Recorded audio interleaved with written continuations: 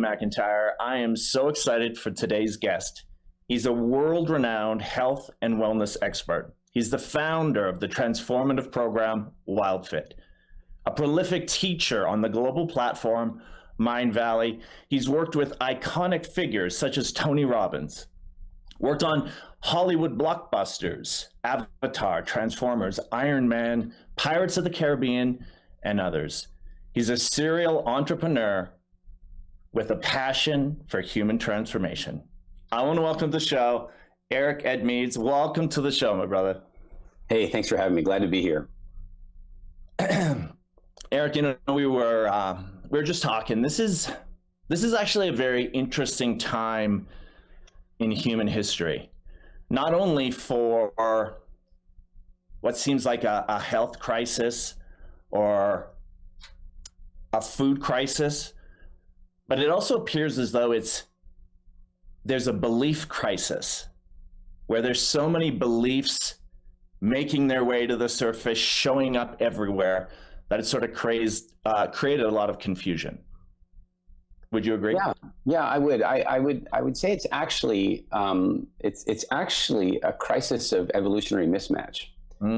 It's that we're living in a version of civilization and society and technology that is different than our instincts and our physiology and even our psychology. That's actually a very interesting point, because I just recently heard this, Eric, is for the first time in human history, Harvard came out with a study that technology is no longer enhancing our well-being, that it's actually putting us into a downward spiral. So yeah, everything you're saying, I totally agree. So you know, that Harvard study, there's an interesting way to look at that, and that is that every single technological advancement that we've ever created has had, let's say, a good and a bad side to it. And the question is what the balance is. So, you know, if you consider that, you know, let's say very, very early pre-humans are you know, first developing tool use. And at that point in time, there's a bunch of big giant tortoises living pretty much on every continent on the planet, and they are basically perfect. Nothing can hunt them, not a lion, not a hyena. Once they're 40 years old, they're impervious and they live to 200 plus years. But then all of a sudden, some teenagers come along and they figure out that if they take a stick that's thick enough and they sharpen the end of it, they can just stick the stick into the leg holes and kill the tortoise, and then eventually smash the thing open and get the meat using rocks and tools and stuff, which is something that wasn't in their use before. Now, initially, you know, from the human perspective, this creates a new food supply. It makes hunting a little easier. They're not having to risk their lives hunting something that's fighting back and all this kind of stuff. But then from an ecological perspective, it becomes devastating, because immediately, some 2 million years ago, giant tortoises are eradicated from Africa. So every time we invent some new technology, even something as basic as a sharpened stick, there's a check and a balance. And in terms of the human experience, I would say that mostly what's been happening is we've been using technology to make life better and make life easier and make life more secure. But in doing that, we've also not noticed that we've made ourselves weaker, and that we've created some costs on the other side. So another great example is the lymphatic system, right? Like the lymphatic system doesn't have a pump. You don't have a heart for the lymphatic system. The cardiovascular system needs a heart to move the blood around, but we don't need that with our lymphatic system, because for almost all of history, we had to walk and climb and dig and lift. And so we were causing muscular contraction and relaxation on a regular cycling basis throughout the entire day. And so we are the pump of our lymphatic system, only now we have Netflix. And so what's happening is that the initial reduction of movement made life easier, made it safer, made it a little better, made food security a little better, and so on. And now I think what Harvard's really saying is that that scale has tipped, and that the benefit to cost ratio is now sliding in the other direction. Well said. Oh my gosh, well said. That feels bang on. Is that why, in one way, that you would say that the fitness industry has really exploded, because that is sort of an offset to the comfort that we've created? Yeah, I mean, if you were to go to a hunter-gatherer and say, "Hey, do you want to go and lift some rocks randomly for fun?" I mean, there's no chance they're doing that, right? They don't have a need to do that, and yet they're completely lean, and the men probably run sub 10% body fat. Like they're doing well on their fitness regime, and yet they've never lifted a rock for the sake of lifting the rock, right? They've lifted the rock because there was something under it, or they've climbed the tree because there's something in it, and so on. We are now at a place where our sedentary lifestyles and our disaster food system are messing with us in a really big way. And so, of course, now we've got gyms and that sort of stuff. But then, of course, that has its own darker side. It's that you've got people that then get obsessive compulsive about that, and it becomes entirely about appearance. And the civilization is tough to navigate. That's just the way it is.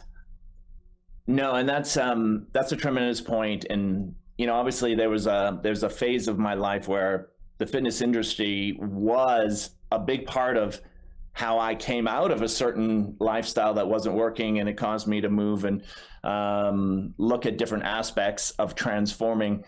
But being in the fitness industry, I can really see that there's a lot of challenges that exactly what you just are pointing at. It's rooted on the appearance of it. It's rooted on this the surface level, so to speak.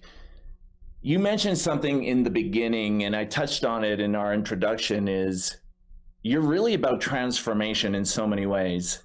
And I believe that that's what an entrepreneur is somebody who's looking for what's opening next. And that's a lot of our followers, listeners, and watchers is high performers, entrepreneurs. And they're actually looking for that same thing. It's like, okay, oh my gosh, I've created a mismatch or something that's no longer in balance, work-wise to family-wise, or work-wise, and now, oh my gosh, my body is causing me to slow down. So how important is it to transform and not just look for the comfortable way or the easy way, or just, let me say that a little bit differently, what just feels good or comfortable? How important is it to transform versus what we're actually up against, our emotions? Okay, well, let's just say that transformation has always been a part of the human condition. In fact, it's always been part of the living condition. And the difference is that transformation, whether it be in an individual person or genetically over many generations, has been guided by changes in the environment. So, if you have a tree that's growing in a valley that has no wind, then the wood is softer. If you have a tree growing in a valley with a lot of wind, the wood is harder. If you have a tree growing in a valley with so much wind that the trees end up growing sideways. If you have a tree growing sideways out of a cliff, but the sun is above, the tree moves up toward the sun. So we are constantly transforming in order to surf the reality of the external world around us. Now, the difficulty we have now is that we've changed the external world around us so substantially that the transformation is no longer just automatic. We are no longer rewarded for functional behaviors and punished for dysfunctional behaviors quickly enough for us to transform. So there's a couple of neat ways to look at this. You talk about the gym thing, and one of the problems with the gym thing is the narcissism of like purely doing it for aesthetics, which, by the way, I don't think there's anything wrong with aesthetics being part of the goal, right? Totally. But speaking of let's go after the narcissism issue. All over social media now, there's all this discussion about covert narcissists and aggressive narcissists, and narcissism is everywhere. And I would say this, that first of all, narcissism, well, on the plane, they tell you to put your own oxygen mask on before you help others. I mean, isn't that narcissistic? But the fact is that in order to help others, you do have to be a little narcissistic. So narcissism at its core is actually enlightened self-interest, right? But where it calls out of balance is that society no longer punishes it properly. And so a narcissist can't survive in a village. A narcissist can't survive in a hunter-gatherer community. It just doesn't work. If you're 8 years old and you're narcissistic, if you don't modify your behavior, boom, you're out. You're going to starve to death. They're going to ostracize you. It doesn't work. It just doesn't work. Now, though, you move to Manhattan and you have a circle of friends. You burn through them because you're narcissistic to a dysfunctional degree, then you just move to another circle of friends and you go to a different coffee shop, or you go to a different gym and you go to a different job, and you can cycle through these things, and narcissism just becomes rampant. In a little village, it wouldn't work. And there's a ton of things like that, that civilization is allowing these things because there's a strange anonymity to the large populations we have in the tremendous. So what that means from a personal responsibility thing is you got to take a look and go, hold on, I'm not proud of what I just did. I'm feeling some shame about that. Shame is what stops you from being dysfunctionally narcissistic. But the way most people deal with shame is with chocolate or wine or Netflix. So Totally. Instead of facing the shame, they distract themselves from the shame, and then they just continue to make those same mistakes over again, which becomes, of course, dysfunctional narcissism in that example. On the other hand, a healthy person would take a look and go, geez, I'm feeling a bit of shame about that. I wonder what that's about. It's probably because I shouldn't have done that. Gosh, you know what I probably should do? Oh, that would be painful. I should apologize. Oh my God, I should apologize. And if I were to apologize, what I would have to do is I'd have to fully associate to the pain that I caused the other person, because otherwise my apology would be empty. And then when I really associated the pain that I caused that other person, I would not want to cause that pain to anybody else again, and then my behavior would change. Absolutely. I totally agree with that. And that's so difficult when information is rampant, and it seems like there is so many of those groups, like we were talking about, all the different types of narcissism. So how do we begin, Eric? And we're going to come back to WILDFIT, because we're gonna apply it to so many things. But I'm just touching upon transformation here, because it's been a few years since we met in person in Calgary, and that's where I'm currently at today. And when it comes to transformation, our body is certainly one aspect. And yes, there's an aspect of, okay, when I look good and when I feel good, it's like, okay, that feels in alignment. Yes. What are the aspects when it comes to psychology and the body working together? How important is that relationship right there? It's completely intertwined, and it's so intertwined that there isn't a right answer about it. And let me say what I mean. So a good friend of mine, Ken Rutkowski, is working on a book right now about men, and he's talking about the pyramid, like what are the foundational things. And he and I often debate, is it mental, spiritual, and then nutritional or physical, or is it the other way around? And the more we've talked that through, the more I've come to understand that it is the most genuine chicken egg debate that there is. It really is, because even the chicken and egg debate can be solved, because clearly the egg came first, but that's a whole different issue. But the point here is that what happens in this case is that there is a direct, say, microbiome to psychology relationship. And so one person would come along and say, well, geez, if you really got yourself spiritually centered, if you really took care of your psychology, then you'd make better food decisions and better. Yeah, that's true. I agree with that. But what I can also tell you, having worked with over 150,000 people in 100 countries on their nutrition, is that when you change somebody's hydration, nutrition, and sunlight exposure, their psychology changes, and then it gets easier for them to make good food decisions.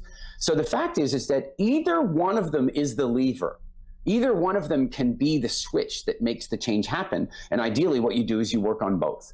But in my case, what I've chosen is that I've chosen largely to focus on the food side of it first. And that's because, to me, if the hardware isn't operating well, then it's really hard to run the software well, right? And so if somebody, for example, is dealing with significant levels of anxiety or significant levels of depression or any of that kind of stuff, yeah, we can go into that. We can meditate. We could even take a look at a variety of different psychological or even chemical interventions to deal with that. But the joke of that is that if we get that person well hydrated, we get them moving their body, and we get them well nourished, many times those conditions fade away. And so, that's the area where I've chosen to focus, is that we first focus on the physical frame. And when we get the physical frame right, then the psychology can follow. I'm not saying I'm right about that. I think you can do a lot of good with somebody by working on their psychology first. And by the way, in our programs, we work on both. There's no question.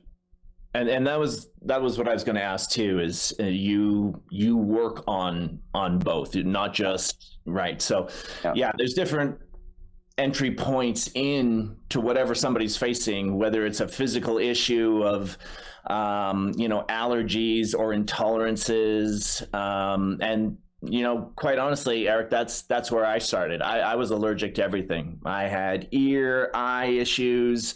I'd be falling asleep in school just because I had sort of, I had candida, was what they called, really, the unhealthy bacteria was just eating up. And so I started there, and then I moved into fitness, and then, lots of, spiritual aspects started to unfold. But I think health and wellness begins to show you how it's all connected.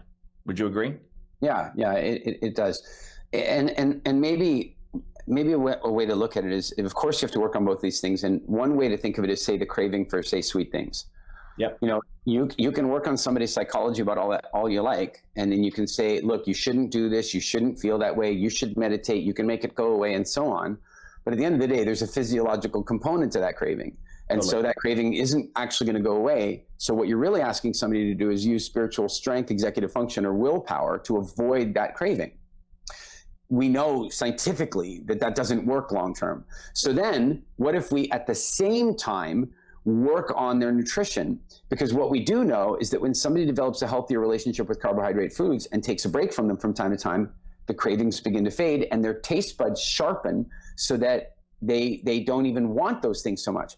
By working on those things side by side, you're able to create a lockstep form of transformation. We call it craving escape velocity.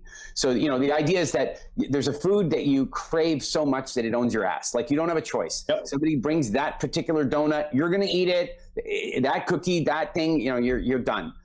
But then there's another level where it's like, you could resist it. Yep. But not on a special occasion. Then there's another level where it's like, no, I can resist it most of the time. And maybe on rare occasion, I might have one, which I think is very healthy. Then there's the next level of, well, I'm just not even tempted. And then there's the next level of, you couldn't pay me to eat it. And so what we do with people is, by working on both of those levers, we move them through that craving escape velocity until they're, and to whatever level they want. If with something like Coca-Cola, we'd recommend that they do the cycle all the way. I mean, the only thing you should be using Coca-Cola for is cleaning your toilet, like, in my opinion. But with something else, like, let's say, a favorite childhood dessert, tiramisu or something like that, maybe you don't want to live the rest of your life without tiramisu. So what you want to do is go far enough into craving escape velocity where, once or twice a year, you can have one without falling off the wagon, without binging. I love that.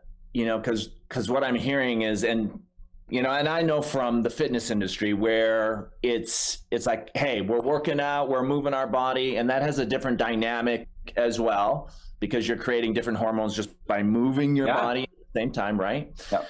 And how much, when it comes to the body and when it comes to psychology, would you say that there's a different, and I use this term, it's return on energy. But when we're talking about cravings, I totally love what you said there, Eric, because I've had enough experience with something to where all of a sudden, and maybe it was Zambuca, one night, okay, where all of a sudden it's like, you get the sniff of it, it's like, okay, no more. And so I know that there is a point where all of a sudden it's like, nope, you can't pay me to have that. Like you said, it's like, I've gone too far. Something's changed in me where I associate different with I put a different label on it. I see it differently within me. Do you subscribe, or would you even recommend visualization around some of those things? Or how, when you talk about escape velocity, how important is that aspect of visualizing something on top of psychology, which is learning something that you may not know? So one of the exercises that we do with clients is, humans are capable of perspective time travel.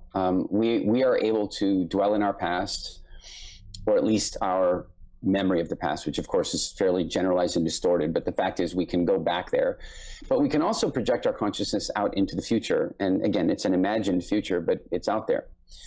And one of the challenges with being human is that we're not very good at long-term consequence assessment, not at an instinct level. So if you're a hunter-gatherer, you don't really think, if I don't do this today, in 6 months there's going to be a problem. You don't have that thought process. That type of thinking didn't enter human thought really until agriculture was invented. So it's a very new thing for our psychology. You know, for a hunter-gatherer, it's like, I ate that berry and it didn't make me feel good. Now I don't eat that berry. It's an instant thing, right? You know, and so we're in a place now where a lot of the opportunities for dopamine and serotonin around us are heavily dysfunctional and have long-term psychological and physiological health impact. But we're not very good at that assessment. I mean, most people aren't good at doing it even beyond a few days. You, I'm certain, if you haven't been through this, you have friends that have done this, where it's like they went out drinking on a Friday, they drank a little more than they should, they felt shitty on Saturday, they told God, if you just help me to feel better, I'll never drink again. And then next weekend they were drinking again. You know, this is most people's college years, right? I was a bit weird in that way. When I was 19 years old, I got a little too drunk one night. I woke up with a hangover the next morning. I had a conversation with God and I never drank again, literally. Like, I haven't had alcohol since I was 19 years old. So, you know, where I'm going with this is that when we work with clients on the visualization aspect, we don't really work on the visualization or not of eating that particular food and so on. What we do is this time travel. So what we do is say, what I'd like you to do is I'd like you to travel out into the future you desire. And I'd like you to identify a moment in the future you desire that is very specific and incredibly emotionally engaging. I don't want some generalized, I want to be fit and healthy, I want to have a great health span, I like, great. But I mean, I want you to project yourself out to a moment in time that is so compelling to you that nothing will stop you from getting there. Like, how about being a grandparent who can play and wrestle with their grandchildren on the carpet in the living room and then get up because your knees work and you're not overweight and you have circulation and you're healthy and you're vibrant? How about that? Or sometimes having people go out to visualize their end of life process, because for most people, the end of life process is a bloody disaster. It's tubes sticking out of your body and surgeries and machines beeping, and it's like, and it lasts for years. Whereas what if you do it the Stephen Covey way, which is you say goodnight to your family and you go to sleep that night and you just don't wake up? And you lived a long, incredible life. So by putting people out to that future, the desired version of it, that helps a lot. And then the other thing we do is something called a rock bottom tableau. And the idea here is that rock bottom is a place of transformation. Unfortunately, it's often fatal. So what we suggest is, instead of actually waiting until you hit rock bottom, and rock bottom from a health perspective is there's a mass in your chest, or the blockage is so bad you have anything from 10 minutes to 10 years to live. I mean, that's rock bottom, right? What we're suggesting is, what if you now went out to rock bottom? What if you now imagine sitting in the doctor's office and recognize that that Cinnabon leads to that mass? What if you were able to link those things up? And so that type of visualization, I think, is really, really helpful, because, again, humans aren't so good at long-term consequence assessment. So we need to do it consciously. I so agree. And, you know, I love that approach.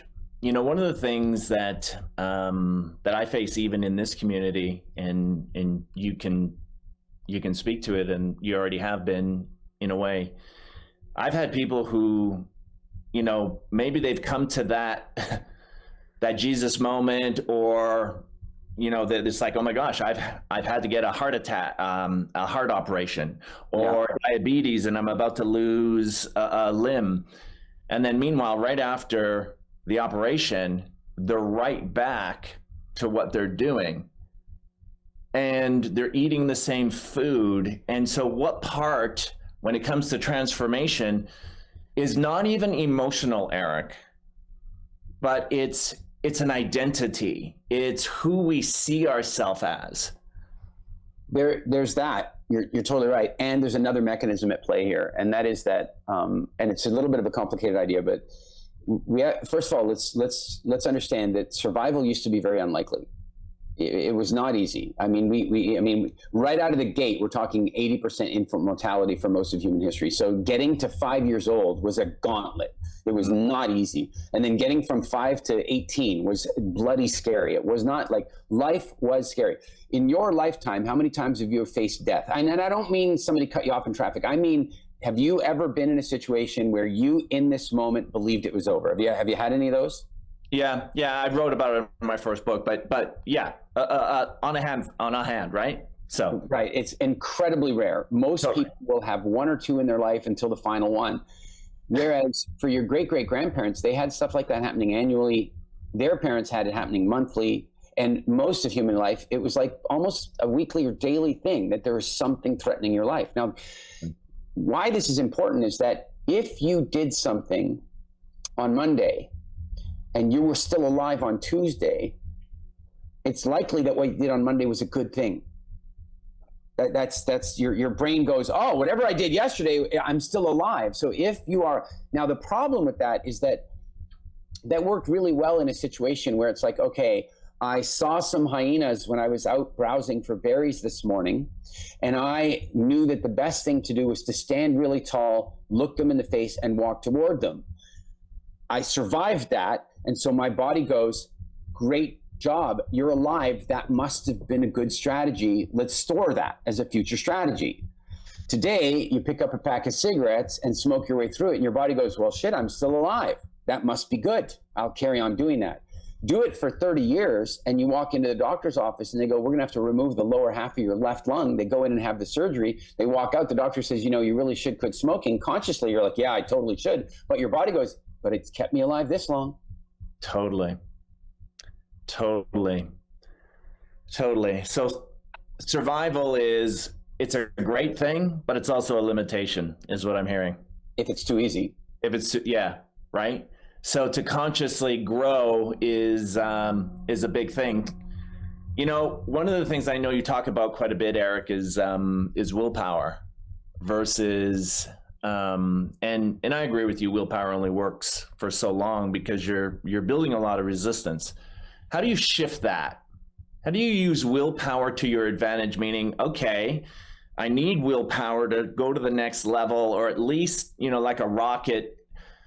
I got to get rid of that first rocket booster and then turn on something else. Do you see it that same way? Yeah, there's two different approaches that I recommend here and that I've been working with. The one is the recognition that willpower is not it's not a long-term tool. It is a tool for course correction and adjustment. It's not a tool for holding on with. And the best way to really depict that is that, or the best way to demonstrate that is that it is willpower that allows you to hold your breath. So you can use your willpower to hold your breath. But if you and I were in a smoky room and we didn't want to breathe in this gross smoke, we would hold our breath using willpower. But within about, depending on what level of training you've done, but generally within a minute or two, no matter how smoky the room is, your body is going to break that willpower and it's going to try to breathe. It's just going to do that. Totally. And this is exactly what happens to most people when they go on a diet. They go on a diet using willpower, and within about 7 days, the average is 7 days, at about 7 days, that willpower releases in the same way it does with your breath. And you start basically inhaling all the foods. And now you overcorrect and binge on those foods very often because you've been so good for the last week. So that's the first recognition, is that willpower is not designed for the daily gritting, you know, the daily white knuckling it the way through a lifestyle change. That's not what willpower is for. Totally. Willpower is for making decisions about the way you're going to live, and it's about making course corrections. So then let's talk about how one develops a more functional type of willpower. Now, you know, willpower is, I guess, an extension of what you might call executive function. So you've got this, what do they call it? The anterior cingulate cortex. And what happens when you do something that you know you should do, but you don't want to. So you are resisting yourself. Yep. You are sending blood to that part of the brain, and you're growing it. You're growing your executive function. Equally, when you don't do something that you really want to do, but know you shouldn't, you are again resisting yourself. And in resisting yourself, you are sending blood to that part of the brain, and you are growing that part of the brain, and you are growing executive function. My favorite metaphor for this is the captain and the crew. you know, the captain is in there and the crew is the body, the instincts, the automatic behaviors and so forth. And one day the captain says to the crew, hey, we're going to go for an ice bath. And the crew says, like hell, we're not doing that. That's stupid. Why would we do? That's just stupid. And the captain says, yes, we are. And so the crew's like, Jesus, okay, I guess. All right, let's go over and see this stupid ice bath. They'll go to the ice bath and the captain says, get in the ice bath. And the crew says, no. The crew says, I'll give you a toe. I'll put a toe in there. And so they put a toe in there and the crew pulls the toe out and says, that's insane. I'm not getting in the ice. Captain says, get in there. And if the captain has the strength of personality, if the captain has the credibility with the crew, maybe the crew gives in and the crew slides into the bath and it's hating it. The crew's like, this is terrible. Can we get out? No. But how long do we have to stay in? 3 minutes. No way. We're not staying in 3 minutes. No way. We're getting out. No, you're not. Stay. Now, willpower is a short-term thing. Totally. The captain has short-term control. After about 2 minutes, the crew starts to go, this isn't so bad. This actually isn't so bad. And then at the 3-minute mark, the captain says, you can get out now if you want. And the crew says, no, let's see if we can go a little further. And at 3.5 minutes, the crew stands up. The body feels fantastic. And the crew all turns to each other and go, shit, maybe captain knows what he's talking about. And in that moment, your self-esteem got stronger. And in that moment, your executive function got stronger. And in that moment, everything else in your life that requires willpower got easier. I love that because I was just going to say willpower versus worthiness.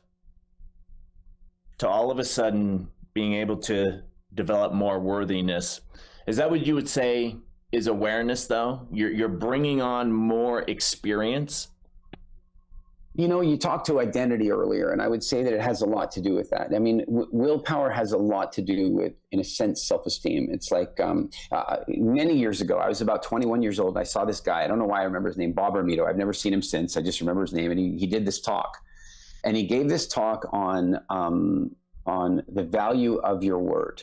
He said, like, at the end of the day, if you lose everything, you still have your word, you still have your reputation if you do what you say you're going to do. And so I walked away from that talk and I thought a lot about it. And I thought about the word promise, and, you know, and I thought about the way Hollywood uses the word promise. It's like if Bruce Willis is about to go in a spaceship and he's on his way up to fight some asteroid to stop it from hitting Earth, and his daughter says, Daddy, please don't go. Please, Daddy, don't go. And he says to her, I'll be back.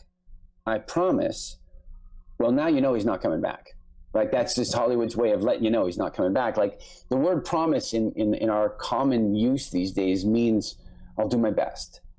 And what I suggest to everybody is that they upgrade the word promise to what it really originally meant. And that was, come hell or high water, I will make this happen for you. And so at 21 years old, I made the decision that I would never break a promise ever again, ever. Not to myself, not to anyone else, never again. And so, you know, I joke about this, but for the first year, I did not break a single promise, not ever. And of course the catch is I did that by not making any. You know, I made, you know, but by the way, one of the ways that you increase the value of something is you reduce the supply of it.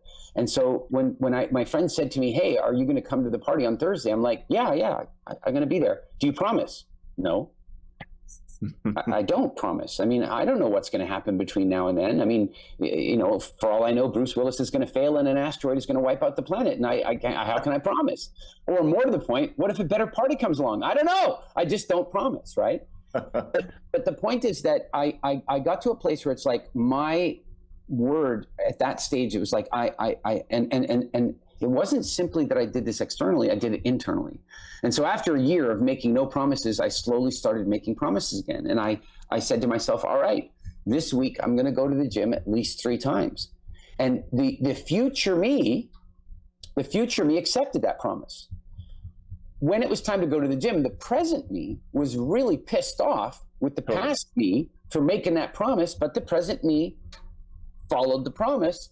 Then the present me after the workout was really confused about why I wouldn't have wanted to do it in the first place, and was super grateful with the past me for making the promise, right? And so over time, what happens is the currency of that promise gets stronger and stronger. And over the years, I've broken 3 or 4 promises only because I forgot.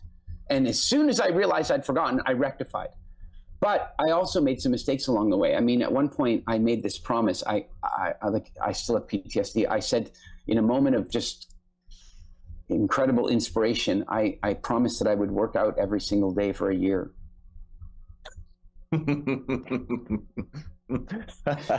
It was awful.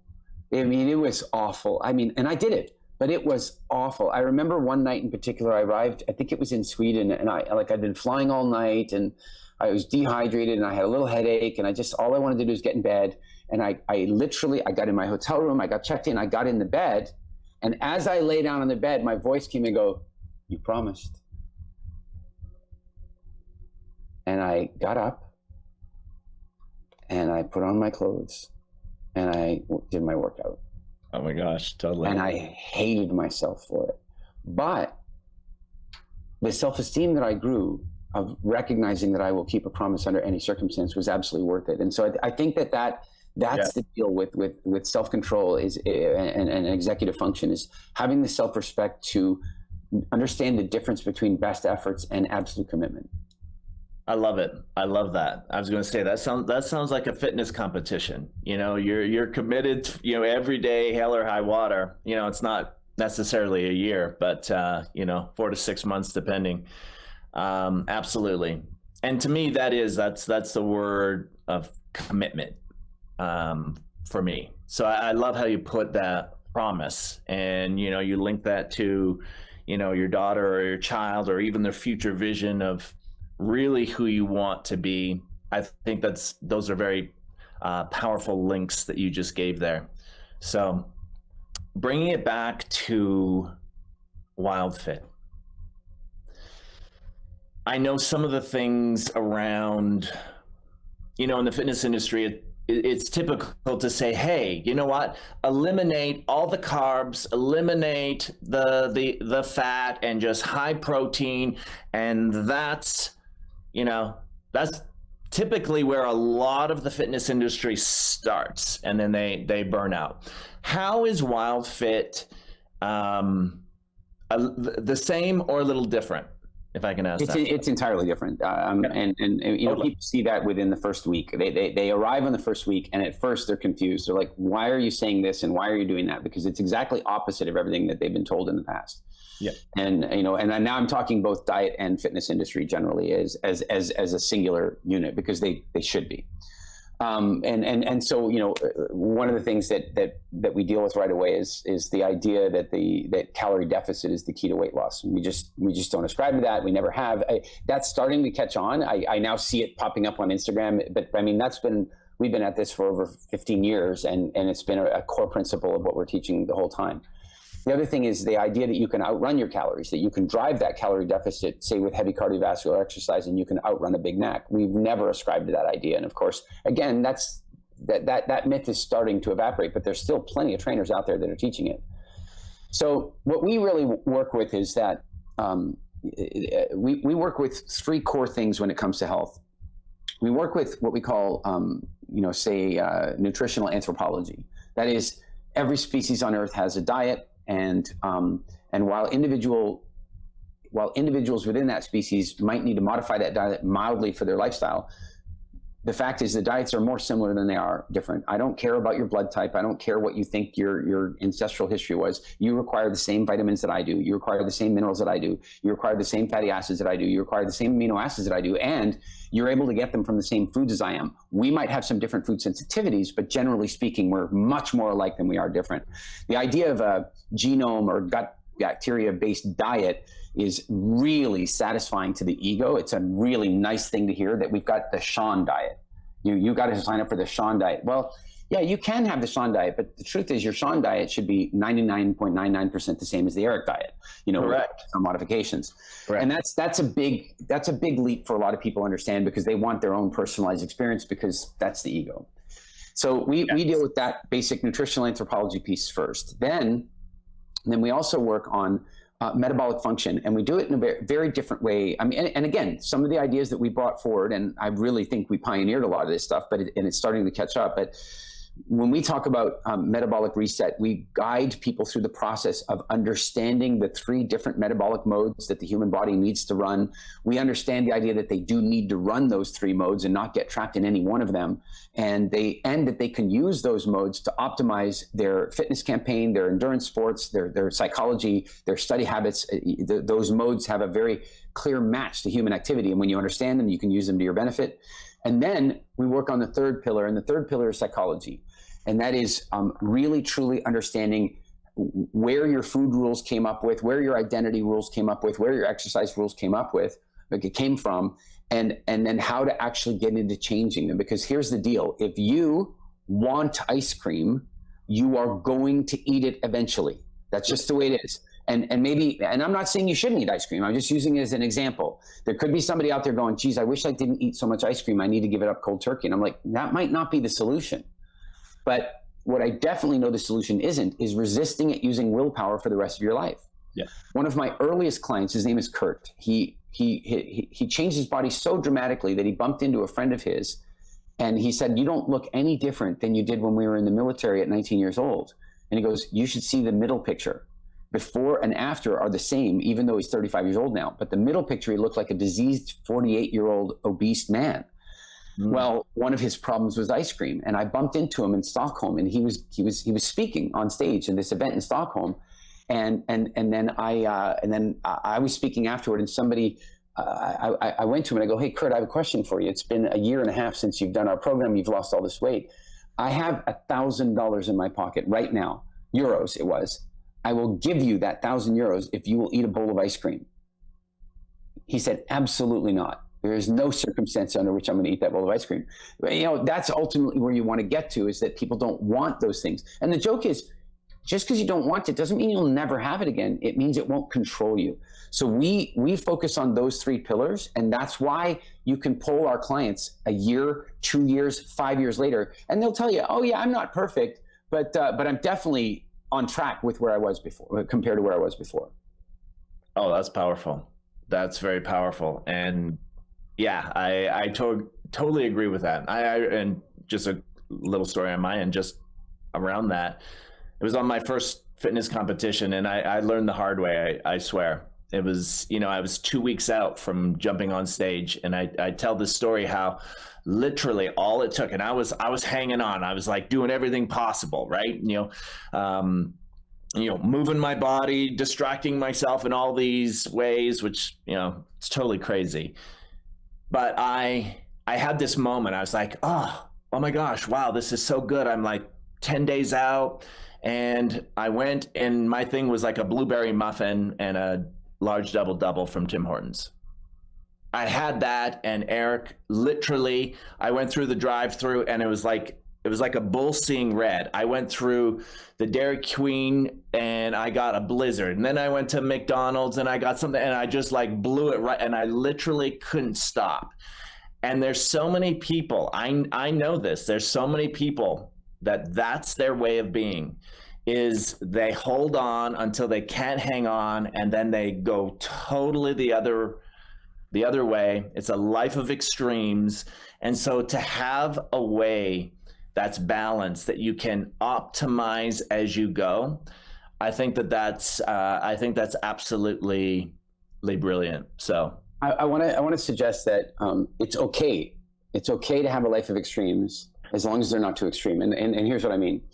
The mechanism you're describing is, I want you to imagine that you and I are, living in sub-Saharan Africa. We've been out hunting and, whatever. And it's been a long spring, lots of good hunting. It's been amazing.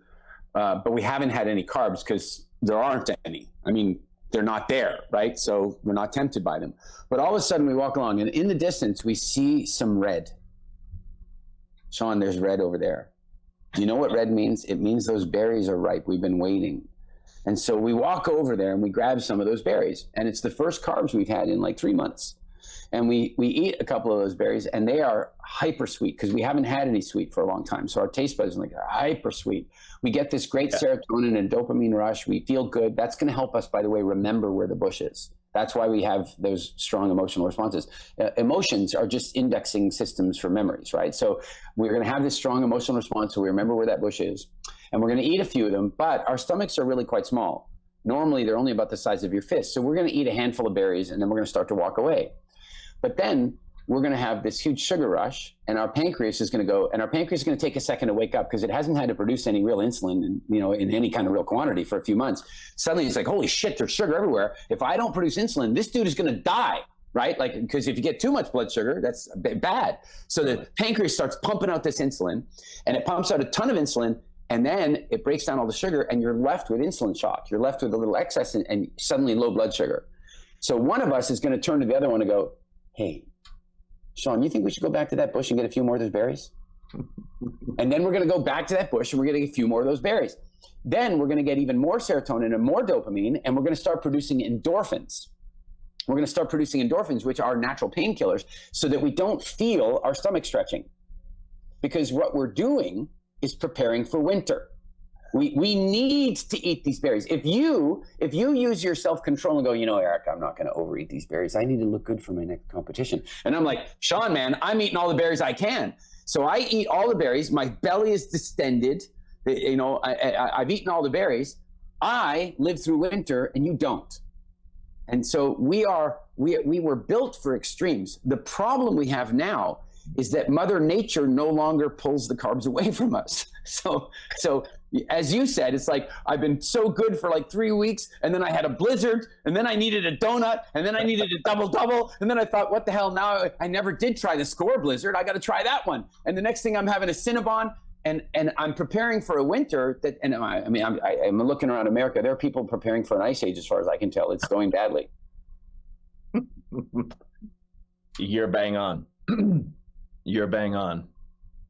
Is that one of the aspects that you monitor? Is, okay, let's prepare for a certain season. Okay, now let's come off of that, and you do it consciously. There's where willpower comes in. Willpower comes in and says, what season am I in? Willpower comes in and says, what season do I need to be in for my optimal experience right now? And character comes in to stay in that season, right? So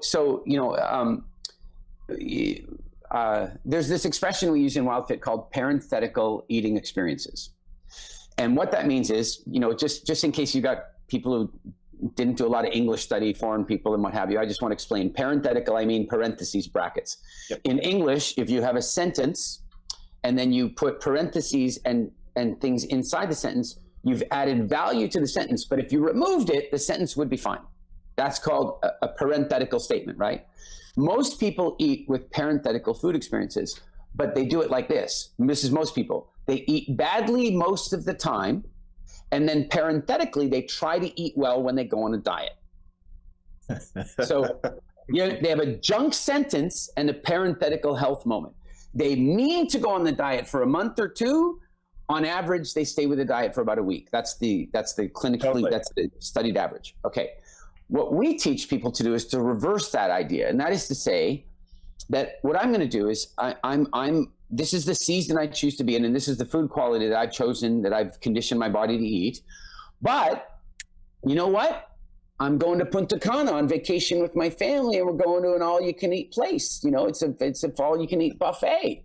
So what I'm going to do is I'm going to have a parenthetical food experience there. But that means that I'm going to use strength of character or willpower to lock it out. I'm going to say, while we're there, this is what I'm prepared to do. Now, I'm not suggesting that you go and have double waffles with, but there's a ton of beautiful tropical fruit there. So maybe you go, hey, you know what? I'm going to have fruit while I'm there. Maybe I will even have a waffle one day. But we as a family are making the decision when we get home, that season ends. Boom, parenthetical. It's just the opposite of the way people are living, which means eat your face off for that week if you want. I would suggest don't go crazy with terrible stuff, but binge that out. Put on a pound or two. It's not a big deal, because now you understand how to trigger spring. You'll take the 2 pounds off, no problem. You're bang on, and that's actually exactly what I do. It's like, oh my gosh, look where we're going. Tropical fruit, let's enjoy. Now it's like, the limits come off, but it's not crazy. So 1,000%. Eric, this has been amazing. Just sort of wrapping up here, If we were to look at your routine, you spent lots of time with indigenous tribes, you know, more than a decade, 15 years. I think I remember hearing you say that you've spent a lot of time. What are some of the main points you just learned from just being amongst them in nature, looking at the stars, maybe the campfires, maybe some of the rituals that they live, that you're like, you know what, this is pretty cool, and you've made that a part of your life? I got to say, we could do a Joe Rogan style 3.5 hour deep dive, and we'd only scratch the surface of that. But I'll give you what perspective I can. The tribe that I've spent the most amount of time with. I mean, I've done a fair bit of travel around Africa and visited many different tribes in different places. But the tribe that I've been most fascinated with is the Hadzabe people, or the Hadza people. And they are among the last true hunter-gatherers left on the planet. They're nomadic. They don't have homes. They don't have, they live nomadically. They move with the hunting and the water conditions and so forth. And I don't think that we should, try to romanticize them as being a direct reflection of our ancestral way of being. But I think it's fair to suggest that they are the best representation we have of the traditional ancestral lifestyle. And so I've been visiting them for about 15 years now, as you say, and I've done everything from, shorter visits to longer, deeper embedded stays, and, with documentary crews and that kind of stuff, or by myself even. And I did an embedded stay completely on my own. And I took water, but I didn't take food, and I just lived with them, and it was life-changing. So, what I would say is that, as I mentioned, we could talk about relationship, communication between men and women. We can talk about parenting. We can talk about food, nutrition, seasonality, metabolism. We can talk about physical fitness. There's a million things that we've observed there. But what I would do is chunk it up to this. These are people that are living in an environment that is perfectly aligned with their instincts and neurotransmitter production. In other words, every single thing that they do for serotonin and dopamine is functional. They don't have any dysfunctional behaviors until they're introduced to them by missionaries and tourists and the like. And I've watched that happen over the last 15 years, and it's pretty sad. But when they're left alone in their environment, everything that they do, if they are walking along and they see some animal tracks, boom, they get a little dopamine rush and they start tracking it. And as the tracks get fresher, they see it. Then they see the animal. Then they pull back the bow. Every part of that floods them with feel-good chemicals because it moves them further in the world of survival and procreation. And when they spot the berries on the tree and they eat those, they find honey, they sit around the fire and they sing and they tell stories. Everything they do for serotonin and dopamine is a survival strategy. Now, imagine that you take a being where its compass, its emotions, is no longer aligned with its environment. So, in other words, let's say we show them a way of getting serotonin that's bad for them, but they don't know that. So the serotonin is worth it. They're going to do it. And I'll give you an example. Alcohol is absolutely devastating to them. They get introduced to alcohol, and all of a sudden they're now able to get biochemical rewards that are long-term bad for them, and it destroys them. It just destroys them. Introduce them to refined sugar and flour, it destroys them. And so the same thing has happened to us. It's just that with us, it happened really slowly. If you take a Hadza person and you put them in a community with electricity and refrigerators and stuff, at first they're blown away and they're like, what, free food? The missionaries do this all the time. Come to our mission and you can learn about our God and you can get free food. And they're like, free food? Free food makes sense to me. Doesn't it to anyone? But pretty soon they find out that free food comes with ideological understanding and beliefs and impositions. It comes with having to wash the dishes. It comes with having to sleep under a roof. It comes with all kinds. It turns out the free food is way too expensive. And they almost always, as long as they weren't hooked in by alcohol, they almost always go back. And I don't want to live like that. Wow. With us, it happened so slowly, we didn't notice it happening to us. We slowly developed agriculture, and then we slowly developed technology, and we slowly eked our way out of nature. And today, we're suffering the shock of it. Today, we live in the safest, most certain times that have ever existed for the individual person, please don't get me wrong. I know there are people suffering. I know that there are people in starvation, but as a percentage of the individual experience of life, there's more certainty and more safety and more comfort than there has ever been. And yet there is more suicide. There's more depression. There's more anxiety. There's more psychoactive drug prescription. There's more checking out on Netflix. People are less satisfied today than they've ever been. And that, to me, is the biggest question of the human condition at the moment. How is it possible that in the most comfortable, certain times in history, we are less comfortable than we've ever been? And that's the gap that we seek to close with people. We call that evolutionary mismatch. My book, The Evolution Gap. In fact, we've created an assessment called the Gap Finder, and people go through this assessment and answer a bunch of questions about their life, and then it breaks it down into core areas of evolutionary mismatch, and then gives them a roadmap.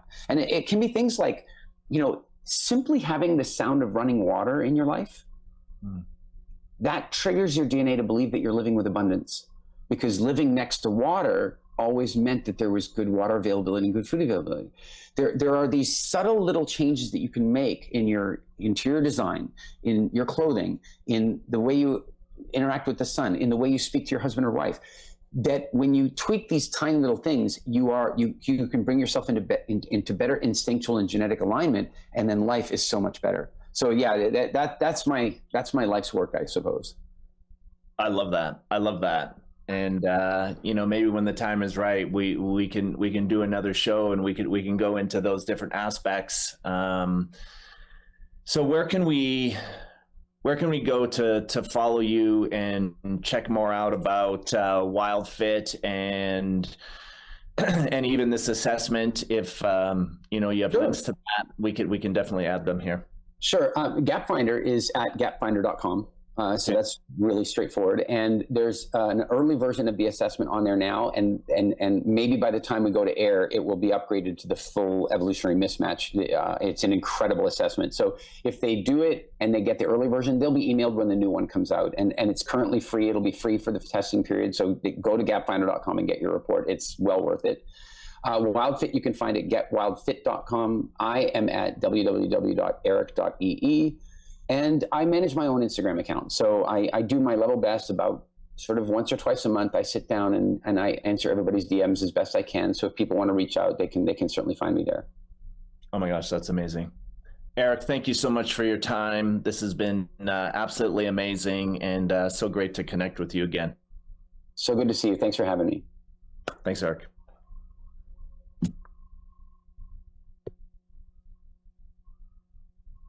All good?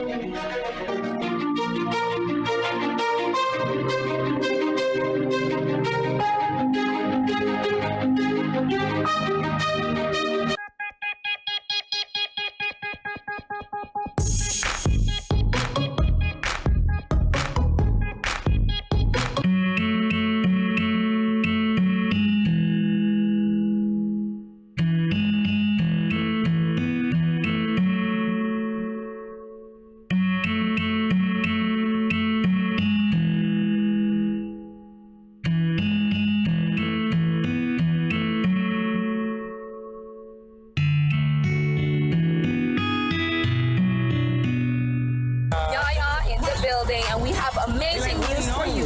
We're outside, not in the building, and the sand is out here on the beach. We're here to talk about who got next hour on Jess TV. Hey, and I know it is at Tuesday. I guess. You know, wait, let me do that.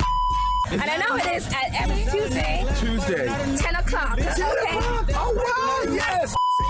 You can catch Demasha with the Zip Mouth Motivation Show. You can catch Jay Cabrera with Indie Vibing with Jay. You can catch Yaya with Reggae with Yaya all the time. And we can't forget who got next Indie Artist video show. So stay tuned every Tuesday night, 10 p.m.